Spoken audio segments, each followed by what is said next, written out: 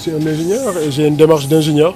Donc je suis en train de finaliser les études parce qu'avec une vision du président de la République de positionner Ziguinchor comme un aéroport international.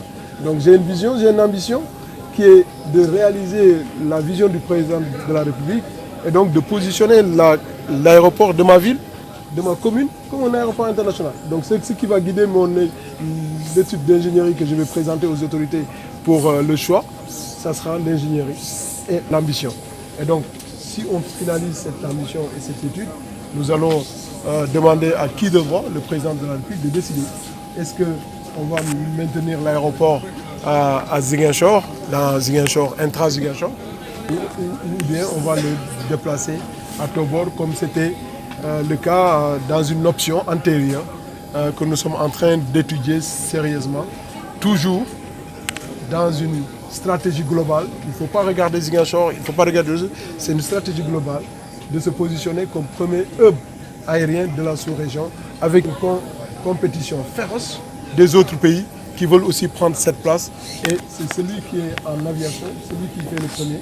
Souvent, vous avez une longueur d'avance. Et donc cette longueur d'avance, nous avons commencé à le faire ici sur Cap Skirring. Donc on va attaquer tout de suite le marché sous-régional Bissau-Cap Skirring, Conakry, Cap Skirring. Donc tout de suite, donc, nous allons les laisser attaquer. Donc c'est celui qui est précurseur et déjà très en avance dans notre domaine. Donc la réalisation de ce pari réussi, ce premier pari réussi est une conséquence de la fusion AIBD-ADS. Et donc ça montre déjà la pertinence de la décision du président de la République d'avoir fusionné les deux entreprises et d'en faire une entreprise performante qui peut relever les grands défis de développement. Donc AIBD, l'aéroport AIBD, là c'est pas la société AIBD SA que je vise, mais l'aéroport AIBD est un aéroport certifié au niveau international.